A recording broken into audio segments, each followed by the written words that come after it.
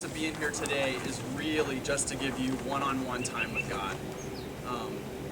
That's the whole goal of why we're here. I want to start by just reading the passage to you, Matthew chapter 26, starting in verse 36. And Jesus went with his disciples to a place called Gethsemane, and he said to him, sit here while I go over there and pray. He took Peter and the two sons of Zebedee along with him, and he began to be sorrowful and troubled. Then he said to them, my soul is overwhelmed with sorrow to the point of death. Stay here and keep watch with me. Going a little farther, he fell with his face to the ground and prayed, my Father, if it is possible, may this cup be taken from me. Yet not as I will, but as you will.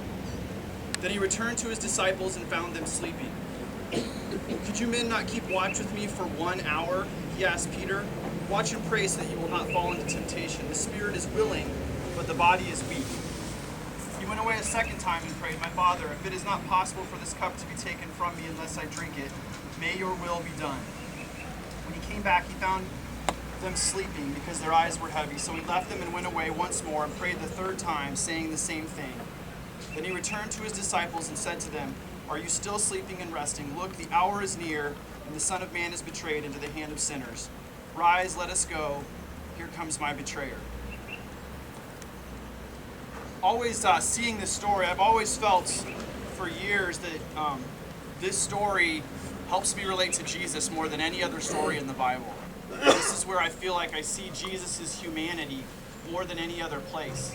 We think of Jesus as being God, being able to do whatever he wants, and yet here in this story, we see him saying to his Father, is there another way? Is there some other way in which we can do this? Do you have another plan? Is there another way we can accomplish what you want to get accomplished? And how many times have each of us felt that about something? God calling us or tugging us to do something, and we're thinking, is there another way? I don't want to do that. That's going to be too hard. I'm not going to be able to do that. Please, God, is there any other way? And that's the way Jesus was feeling here, which hopefully we can all totally relate to him in this moment. And we all know what's about to come, and so many times we focus on the physical torment and torture that he's going to undergo in the next few hours, which is obvious and we know that. But one of the things that's really hit me, having been here last time, it hit me more than any other time, was the loneliness that it appears that Jesus felt. At this moment, it appears between this and on the cross, he's at probably the lowest moment in his life from a relational, social perspective. And for some of you, this is going to be a time today where you can just hang in the garden and you can be just completely real and honest with God, the same way that Jesus was completely real and honest with God in this moment. Just to kind of illustrate this, please understand this isn't about me at all, but I share this story just to kind of illustrate the power of this place. 5 years ago when I decided to start Salt and Light Community Church, I knew that it was going to be difficult. I knew it was going to be hard. I knew it was going to be overwhelming, possible high chance of what many would perceive as failure. And as I began and got started in that venture, one of the things that I hadn't prepared myself for was that feeling of loneliness and all alone. And in the same way that Jesus really felt like his closest friends, he brought his 3 closest disciples with him that day and asked them to keep watch, to pray for him, to be there for him. And yet, those people were not able to do that. And I know for myself, I felt extremely alone and not so much betrayed, but just that the people that were closest to me, I felt like there was going to be more involvement and more support and more help.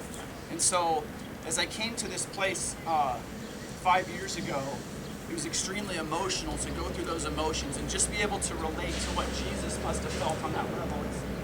The people closest with him weren't able to be there for him that day. It was just him and God. That's all he had. And today, that's all you need. All you need is God. And this place is a powerful place, and I encourage you just to go to God with whatever hurts, burdens, fears, difficulties you have, and just be real with him.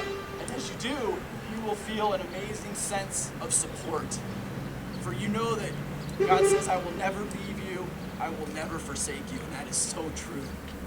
God has been there for me my whole life, and he's been there for each and every one of us. So as I close in prayer, I just ask you to find a place close by and and to just take amazing comfort in that fact that no matter what happens with anyone around, God is there for you.